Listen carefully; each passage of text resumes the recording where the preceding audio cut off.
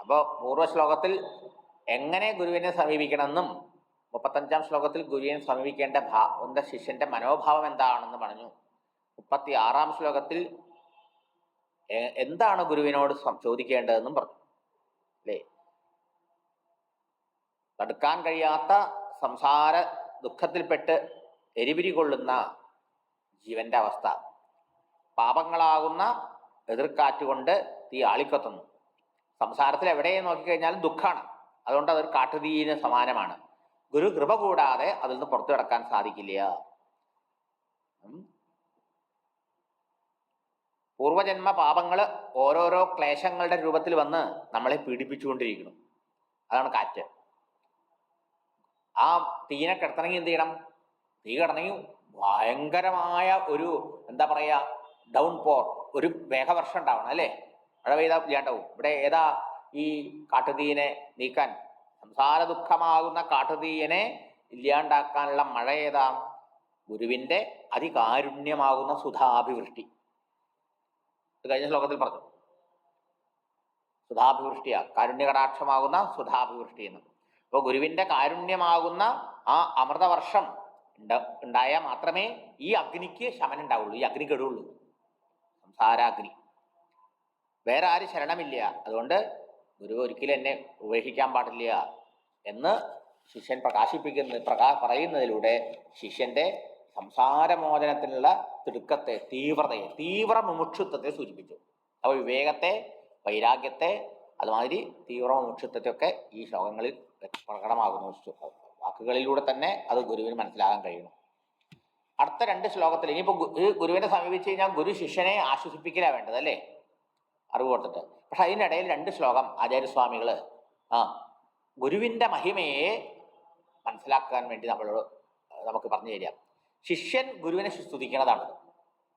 ആരാണ് ഈ ഗുരു? എങ്ങനെയുള്ള ആളാണ് ഗുരു? ആ ഗുരുവിന്റെ മഹിമയെക്കുറിച്ച് ശിഷ്യൻ ചെയ്യുന്ന സ്തുതി. 37-ാം ശ്ലോകം. ശാന്താ മഹാന്തോ നിവസന്തി സന്തോ വസന്തവത് ലോകഹിതം ചരന്തഃ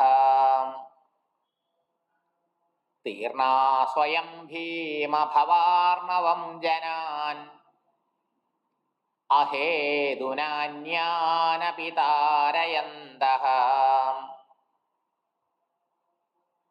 ശാന്താ മഹാന്തോ നിവസന്തി സന്തോ വസന്തവത് ലോകഹിതം ചരന്തഃ തീർണാ സ്വയം ഭീമഭവാർണവം ജനാൻ അഹേതുനാന്യാനപി താരയന്തഃ.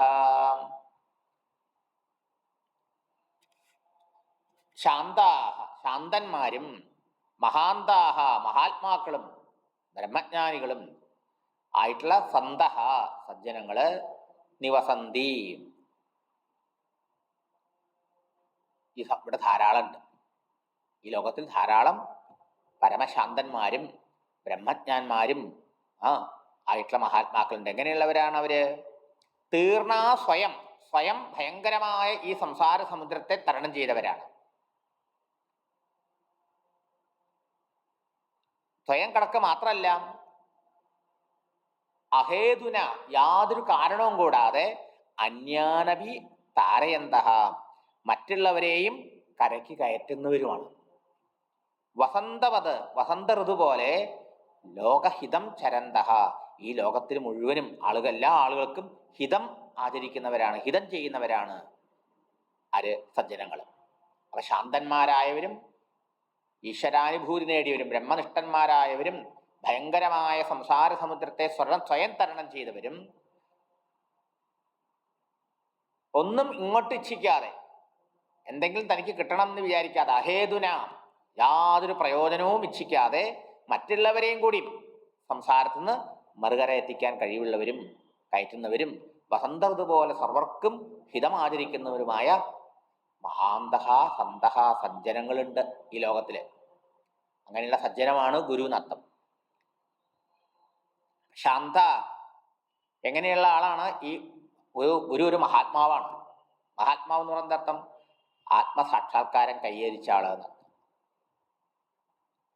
അജ്ഞാനത്തെ നിവർത്തിച്ച ഒരാളെന്നർത്ഥം. ശാശ്വത ശാന്തി കൈവരിച്ച ഒരാൾ എന്നർത്ഥം. ബ്രഹ്മനിഷ്ഠനായ ഒരാള്, മനസ്സ് ഭഗവത് സ്വരൂപത്തിൽ വിലയിച്ച ആള് എന്നർത്ഥം. അങ്ങനെയുള്ള ആളാണ് ഒരു മഹാത്മാവ്. അദ്ദേഹം എങ്ങനെയുള്ള ആളാണ്? ശാന്ത, എപ്പോഴും ശാന്തിയുടെ ഒരു നിധാനമാണ് അദ്ദേഹം. അങ്ങനെയുള്ള മഹാത്മാക്കൾ എപ്പോഴും പരമശാന്തന്മാരായിരിക്കും എന്ന് മാത്രമല്ല, നമുക്കറിയാം, അങ്ങനെയുള്ള മഹാത്മാക്കളുടെ അടുത്ത് പോയിട്ടുള്ളവർക്കൊക്കെ അറിയാൻ പറ്റും എന്ത്, അവരടുത്ത് എത്തിയാൽ തന്നെ നമ്മുടെ മനസ്സിന് ശാന്തി ഉണ്ട്. നമ്മുടെ മനസ്സിന്റെ എല്ലാ അസ്വസ്ഥതയും ക്ഷോഭങ്ങളും എല്ലാം പോയി നിശ്ചിന്തമായി തീരും നമ്മൾ. നിങ്ങൾക്കും അങ്ങനെയുള്ള മഹാത്മാക്കളെ അടുത്ത് പരിചയം ഉണ്ടെങ്കിൽ നിങ്ങൾക്ക് നിശ്ചയം ഉണ്ടാവും. എനിക്ക് ധാരാളം ആൾക്കാരെ മഹാത്മാക്കളെ അങ്ങനെ പരിചയമുണ്ട്. നമ്മൾ അവരുടെ അടുത്ത് ചെന്നാൽ മതി, നമ്മുടെ എല്ലാ ടെൻഷനും വെറിയൊന്നും ഇല്ല എന്നല്ല, നമ്മുടെ മനസ്സിൽ ചിന്തയില്ലാണ്ടായി. നമ്മുടെ മനസ്സിലെ എല്ലാ അസ്വസ്ഥതയും അശാന്തിയും അവരെ കാണുന്ന നിമിഷത്തിൽ അവരുടെ പ്രസൻസിൽ ഇല്ലാണ്ടായി തീരുക. അതാണ് ശാന്ത. ഇതാണ്. ഇതെങ്ങനെ അദ്ദേഹം സാധിച്ചു? മഹാന്താഹ, ഒരു ഒരർത്ഥം അവര് ആ ശാന്താകാരനായ ഭഗവാനെ സാക്ഷാത്കരിച്ചു, അല്ലെങ്കിൽ ആ ശാന്തിയുടെ ഉറവിടം ആ ആത്മാവിൽ കണ്ടെത്തി ആത്മസാക്ഷാത്കാരം കൈവരിച്ചു.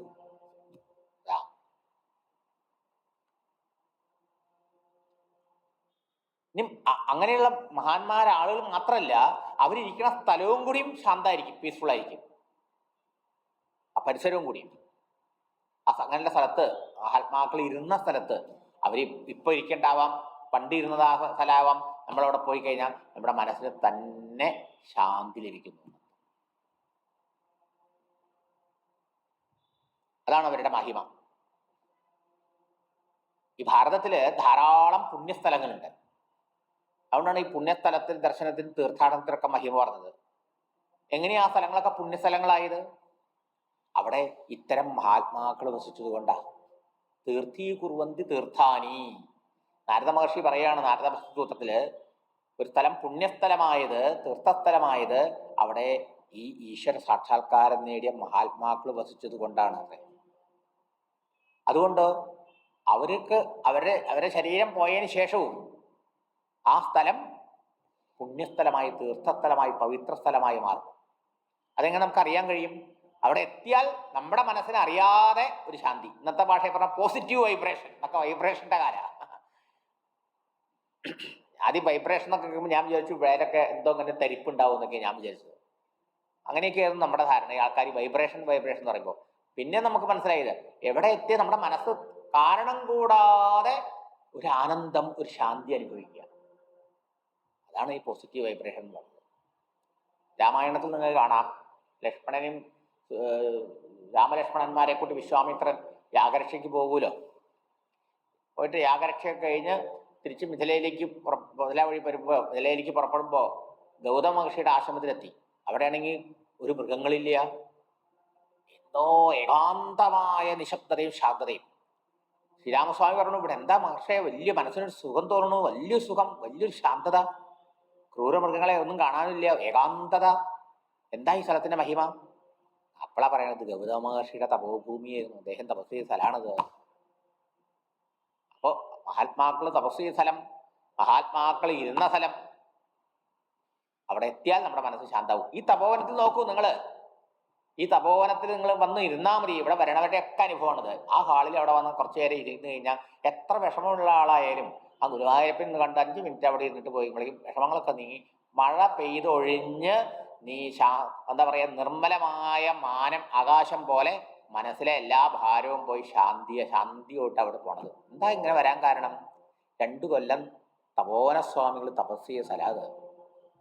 അതായോ തപോവനസ്വാമികളുടെ മഹിമയാണ് ഈ തപോവനത്തിൽ വരുന്ന ആൾക്കാർക്കൊക്കെ എത്രയും ശാന്തി കിട്ടാൻ കാരണം. അപ്പൊ ഇത് വെറുതെ പറയല്ല, ഈ പുണ്യസ്ഥലങ്ങളൊക്കെ പുണ്യസ്ഥലങ്ങളായത് ഇവരുടെ മഹാന്മാരുടെ, ഈശ്വര സാക്ഷാത്കാരം നേടിയ മഹാന്മാരുടെ സാന്നിധ്യം കൊണ്ടാണ്. അവരുടെ അടുത്ത് എത്തിയാൽ നമ്മുടെ മനസ്സ് തന്നെ ശാന്താവുന്നു. അപ്പൊ ശാന്തന്മാരാണ് അവർ പൊതുവത്തില്. മാത്രമല്ല അവരുടെ ഇരിക്കുന്ന സ്ഥലങ്ങളും കൂടി അത്രയും പവിത്രമായിട്ടുള്ളതാകുന്നു. അവിടെ വരണവരുടെ മനസ്സിന്റെ മുഴുവനും ശാന്തിയും ശുദ്ധിയും കൊടുക്കാൻ കഴിവുള്ളതാകുന്നു എന്നർത്ഥം. അപ്പൊ അവരുടെ കേവല സാന്നിധ്യം മതി നമ്മുടെ മനസ്സിനെ ശാന്തമാക്കാൻ. മഹാന്തഹ, മഹാന്തം എന്ന് പറഞ്ഞാൽ എന്താ? അവര് സാക്ഷാത്കാരം കൈവരിച്ചവരാണ്. വസന്തവത് ലോകഹിതം ചരന്തഹ, അവരിങ്ങനെ സഞ്ചരിക്കുന്നു. വസന്ത ഋതു എന്തിനാ വന്നത്? ഒരു പ്രത്യേകിച്ച് ഒരാൾ ഇൻവൈറ്റ് ചെയ്തിട്ടല്ല, ആണോ? അല്ല, വസന്ത ഋതു വരണം. വസന്ത ഋതു വന്നാലോ പ്രകൃതി മുഴുവനും സുന്ദരമായി ഇല്ലേ? കാണുന്നവർക്ക് മുഴുവൻ കൺകൊള്ളിരുന്ന പുഷ്പങ്ങള് എന്താ എന്തൊരു ഒരു അന്തരീക്ഷമാണ്, ആകെ മാറി. വസന്തം ഉണ്ടാക്കുകയാണോ ഈ മാറ്റം പ്രകൃതിയിൽ? അല്ല, വസന്തം വരുന്നതോടുകൂടി പ്രകൃതിയിൽ ഈ മാറ്റം സ്വാഭാവികമായി സംഭവിക്കുക അല്ലേ? ഇതുമാതിരിയാ മഹാത്മാക്കള് ലോകഹിതം ചരന്ത, മഹാത്മാക്കള് വരുന്ന സമയത്ത് ലോകഹിതം സംഭവിക്കുക. മനസ്സിലായോ? അവർ പ്രത്യേകിച്ചൊന്നും ചെയ്യേണ്ട ആവശ്യമില്ല. വസന്ത ഋതു പ്രത്യേകിച്ചൊന്നും ചെയ്യുന്നില്ല. വസന്ത ഋതു വന്നാൽ മതി, അപ്പോഴേക്കും ബാക്കി പ്രകൃതിയൊക്കെ അണിഞ്ഞൊരുക്കി കഴിഞ്ഞു. ഇതുപോലെ മഹാത്മാക്കളുടെ സാന്നിധ്യം ഉണ്ടായാൽ അവിടെ ലോകഹിതം സംഭവിക്കുകയായിരുന്നു. അപ്പൊ ലോകഹിതം അവർക്ക് വേറെ എന്തെങ്കിലും ഉദ്ദേശം ഉണ്ടോ? ഇല്ല. നേരത്തെ പറഞ്ഞു തീർന്ന അവരെ എങ്ങനെയുള്ളവരാണ്? തരണം ചെയ്തവരാ. സംസാര സാഗരത്തിന്റെ മറുകരയിൽ എത്തിയവരാണ്. തീർണം വെച്ചാൽ തരണം ചെയ്തവരെ. എന്തിനെ തരണം ചെയ്തു? ക്രോസ് ഓവർ ചെയ്തു. എന്തിനെ? ഈ സമുദ്രത്തിന്റെ അപ്പുറം കടന്നു. അപ്പുറം കടന്നവരാണ്, സംസാരത്തിൽ നിന്ന് മുക്തന്മാരായവരാണ് സ്വയം. എന്നിട്ടും ഭീമവഹാർണവം, ഈ ഭയങ്കരമായ ഭീമമാണ് അല്ലെ, സമുദ്രത്തിന്റെ അക്കരെ കാണാൻ പറ്റില്ല നമുക്ക് ഇക്കരെ നിന്നിട്ട്. അക്കരെ കാണാ കടൽ പോലെയുള്ളതാണ് അജ്ഞാനവും ഈ സംസാര ദുഃഖങ്ങളും. അതിനെ അവർ സ്വയം കടന്നു വെച്ചാൽ സ്വയം സാക്ഷാത്കാരം കൈവരിച്ചവരാണ്. പക്ഷേ എന്നിട്ട് എന്ത് ചെയ്യണു? താൻ ഒരാൾ മുക്തരായ പോലെ തന്നെ കൊണ്ട് മുക്തരാവാൻ അനേക ആളുകളുടെ ബാക്കിയുണ്ടെന്ന് അറിഞ്ഞിട്ട് അവരോടുള്ള അപാരമായ കാരുണ്യം കൊണ്ട് എന്ത് ചെയ്യുന്നു? അഹേതുന, ഒന്നും പ്രതീക്ഷിക്കാതെ, നമ്മളൊന്നും പ്രതീക്ഷിക്കാതെ നമ്മുടെ തലത്തിലേക്ക് ഇറങ്ങി വന്നിട്ട് അന്യാൻ ജനാനപി താരയന്ത, ഇക്കരെ നിൽക്കുന്ന ആൾക്കാരെ വീണ്ടും അക്കരയ്ക്ക് കൊണ്ടുപോകുന്നു. അതിനു വേണ്ടിയിട്ട് വീണ്ടും നമ്മുടെ അതിലേക്ക് ഇറങ്ങി വരും. ഇതിനാണ് അവർ ലോകത്തിൽ ഇങ്ങനെ സഞ്ചരിക്കുന്നത്. ആ അവരുടെ സഞ്ചാരത്തിൽ അനേകം സജ്ജനങ്ങളെ, സാധകന്മാരെ അനുഗ്രഹിക്കുന്നു, അജ്ഞാനികളെ അനുഗ്രഹിക്കുന്നു, ലോകത്തെ എങ്ങനെ അനുഗ്രഹിക്കുന്നു അവര് വരവ്. ഇങ്ങനെ എത്രയെത്രയോ ആൾക്കാര് മഹാന്തഹ സന്തഹ, മഹാത്മാക്കള് നിവസന്തി സന്തഹ, വസിക്കുന്നുണ്ട്. സന്തം എന്നുള്ള വാക്കിന് എന്താർത്ഥം? എന്താ? നോബിൾ, ഗുഡ്, സജ്ജനങ്ങൾ എന്നൊരർത്ഥം. മറ്റൊരർത്ഥം എന്താ? സത്തിൽ നിഷ്ഠയുള്ള ആൾക്കാർ, സത്യവസ്തുവിൽ മനസ്സുറച്ചവർ. സത്ത് വെച്ചാൽ ഈശ്വരൻ എന്നർത്ഥം, സത്യസ്വരൂപൻ എന്നൊക്കെ പറയാറില്ല നമ്മള്. സന്ത്, സന്ത് എന്ന് പറഞ്ഞാൽ സത്യത്തിൽ നിഷ്ഠയുള്ള ആള്, സത്യത്തിൽ മനസ്സ് ഉറച്ചിരിക്കുന്ന ആളെയാണ് സഞ്ജൻ, സന്ത് എന്ന് പറഞ്ഞർത്ഥം. അപ്പൊ ശാന്തന്മാരും മഹാത്മാക്കളും അതുപോലെ സ്വയം ഭയങ്കരമായ സംസാര സമുദ്രത്തെ സ്വയം തരണം ചെയ്തവരും, തനിക്കായി യാതൊരു പ്രയോജനവും ഇച്ഛിക്കാതെ മറ്റുള്ളവരെയും കൂടിയും സംസാരത്തിൽ നിന്ന് അക്കരയ്ക്ക് കരകയറ്റാൻ കഴിവുള്ളവരും, വസന്ത ഋതു പോലെ ആളുകൾക്ക് ഹിതം ആചരിക്കുന്നവരുമായ സജ്ജനങ്ങള് ധാരാളമുണ്ട് ഈ ലോകത്തിൽ. ഒരു വസന്ത ഋതുക്കൾ പോലെയാ. മറ്റു ഋതുക്കളിൽ മഴയുണ്ടാവാം, ചൂടുണ്ടാവാം, മഞ്ഞുണ്ടാവാം, രോഗങ്ങളൊക്കെ ഉണ്ടാവും.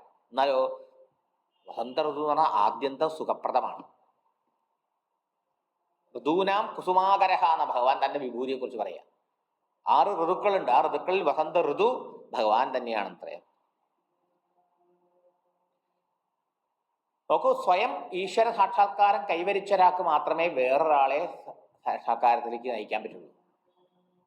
ഉണർന്നവനല്ലേ ഉറങ്ങി കിടക്കുന്നവനെ ഉണർത്താൻ പറ്റുള്ളൂ.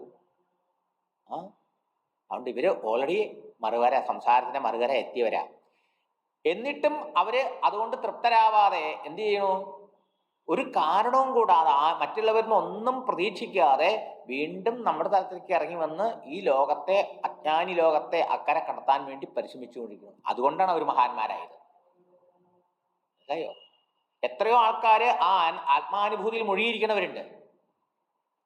പക്ഷെ കുറച്ചാൾക്കാര് മഹാത്മാക്കളായ ഗുരുക്കന്മാർ മാത്രമേ ഇങ്ങോട്ട് വന്ന് അന്യരെ സംസാരത്തിൽ നിന്ന് ഉദ്ധരിക്കാൻ, കരകയറ്റാൻ വേണ്ടി പരിശ്രമിക്കുന്നുള്ളൂ. അതാണ് അവര് മഹാൻ എന്ന് പറയാൻ കാരണം. മഹാൻച അസു ആത്മായസ്യ, എല്ലാവരിലും അന്തര്യാമിയായിരിക്കുന്ന ഭഗവാനെ സാക്ഷാത്കരിച്ചവരാണ്, ആത്മാവാണ് താനും സാക്ഷാത്കരിച്ചവരാണ്. അപാരമായ കരുണാ സമുദ്രമാണ്. ആ കാരുണ്യമാണ് അവരെ നമ്മുടെ ഇതിലേക്ക് കൊണ്ടുവരുന്നത്. രാമകൃഷ്ണദേവൻ ഒരു ഉദാഹരണം പറയും. 4 സുഹൃത്തുക്കൾ ഇങ്ങനെ പോവുമായിരുന്നു. അങ്ങനെ പോണ സമയത്ത് വലിയൊരു മതിലിന്റെ അപ്പുറത്ത് എന്താ ബഹളം, സന്തോഷം, ആഹ്ലാദ പ്രകടനം. അപ്പൊ ഇവർക്ക് കാണാൻ പറ്റില്ല, വലിയ ഉയരുള്ള മതില. അപ്പൊ ഇവർക്ക് തോന്നി എന്താ അവിടെ, നമുക്കൊന്ന് പോയി നോക്കുക. അപ്പൊ പറഞ്ഞു എന്നാ ശരി, ഒരുത്തനോട് നീ ഒന്ന് കയറി മതിലിന്റെ മുകളിൽ കയറിയിട്ട് അവിടെ എന്താ നടക്കണമെന്ന് പറയുന്നു. എന്ന് പറഞ്ഞു. അവൻ തപ്പി പിടിച്ച് ആ മതിലിന്റെ മുകളിൽ കയറി. ആ മുകളിൽ അങ്ങോട്ട് കയറി അങ്ങനെ അപ്പുറത്ത് കണ്ട ആ ആനന്ദ ദർശനം കണ്ടതും ഹാ ഹാ എന്ന് ഒരൊറ്റ ചാട്ടം. അവൻ അനുഭവിച്ചു, പക്ഷെ പറഞ്ഞില്ല, ചാടി. അപ്പൊ പറഞ്ഞു എന്നാ രണ്ടാമതൊന്ന് ഞാൻ പോയി നോക്കിയിട്ട് ഞാൻ പറയാന്ന് പറഞ്ഞു. അങ്ങനെ രണ്ടാമൻ കയറി. രണ്ടാമനും അത് കണ്ട ആഹാ സന്തോഷത്തോട് ഒറ്റ ചാട്ടം കണ്ടു. ഇവിടെ നിൽക്കണ രണ്ടുപേരും ഇതെന്ത് സംഗതി, അവർക്കും എത്തും പിടിക്കിട്ടണില്ല. ഞങ്ങളോട് പറഞ്ഞു തന്നാലല്ലേ ഞങ്ങൾക്കും അതിനുള്ള ആഗ്രഹം ഉണ്ടാവുള്ളൂ. മൂന്നാമൻ പറഞ്ഞു ഞാൻ എന്തായാലും ഞാൻ നിയന്ത്രിച്ചിട്ട് ചാടാണ്ട് പറയാട്ടോ. അങ്ങനെ മൂന്നാമനും കയറി കാണേണ്ട താമസം ആഹാ എന്ന് പറഞ്ഞാൽ അവനോട് ചാട്ടും. അവസാനം നാലാമത്തവൻ ബാക്കിയായി. അപ്പൊ അയാൾക്ക് വളരെ വിഷമം തോന്നി. എന്തായാലും ഞാൻ ചാടില്ല, ഞാനത് കണ്ടിട്ട് ഇപ്പുറമുള്ളവരോട് പറയുന്നു പറഞ്ഞുകൊണ്ട് അദ്ദേഹം മുകളിൽ കയറി കണ്ടു.